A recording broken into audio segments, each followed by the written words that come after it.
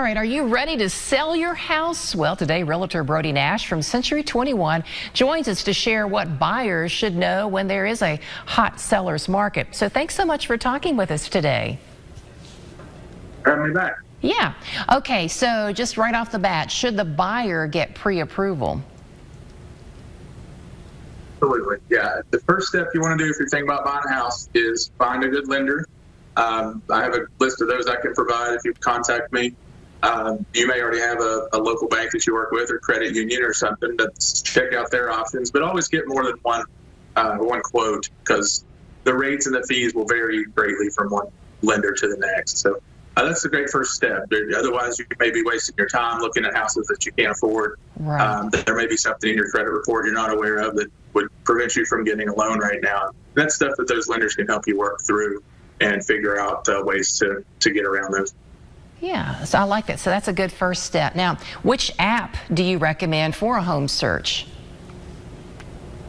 My favorite app, other than the Century 21 app that we use, which most people aren't on because they've already found a portal that they like, Realtor.com, in my experience, is the most accurate one.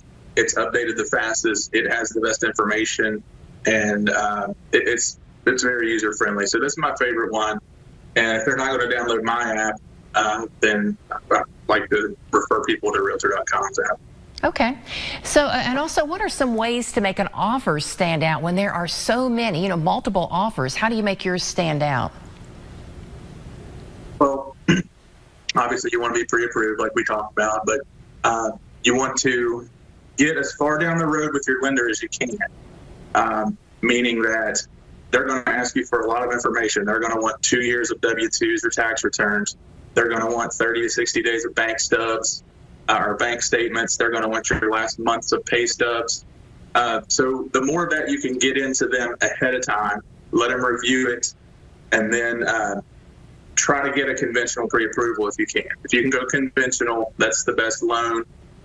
In most sellers' eyes, it's the best loan. A VA loan is a great loan. If a veteran earned it, they should use it. But it sometimes weakens your offer. And FHA is the same way. FHA can have a few more hoops to jump through for the seller. So sometimes if there's competing offers and you are an FHA and you're going against a conventional loan, then you're going to be a weaker offer at that point. Mm-hmm. Obviously cash is best. If you've got enough cash laying around to buy a house, which most of us don't, I recommend doing that, because those offers almost always come to the top of the stack when we have multiple offers. Yeah, I like that. It's kind of like if money talks. So now, if a buyer's offer doesn't get chosen, what are some other options? Well, you need to have an honest conversation with your agent. First of all, get a buyer's agent. Get your own agent who gets to know you, gets to know your situation, can help look for properties as they come on for you, maybe even find you one that's not on the market yet. They can just show you. But just have a conversation with that agent. You may have to adjust your expectations of the type of house you're going to get for the amount of money you want to pay. Maybe you're not being realistic in this particular market. 6 months ago was different than now. There's just so much competition. So be realistic in what you expect. Go in with a strong offer. Don't ask for stuff that aren't necessary. Like home warranties are great, but asking for a home warranty can weaken your offer. If you don't need closing cost assistance, don't ask for it, because that's going to weaken your offer. So really just, I guess, take a step back, adjust your strategy, and go for the next one. Don't get frustrated. I know it can be discouraging when your offers don't get accepted the first 1, 2 dozen times, whatever you're doing, but there's one out there for you. If you didn't get it, there's a reason, and one will come up the next time. That's right. Don't give up. Yeah, stay positive with it. So tell me a little bit about inspections. Is that something that a buyer needs to request of a house they like, or is that something the seller needs to go ahead and have done? Who does the inspection?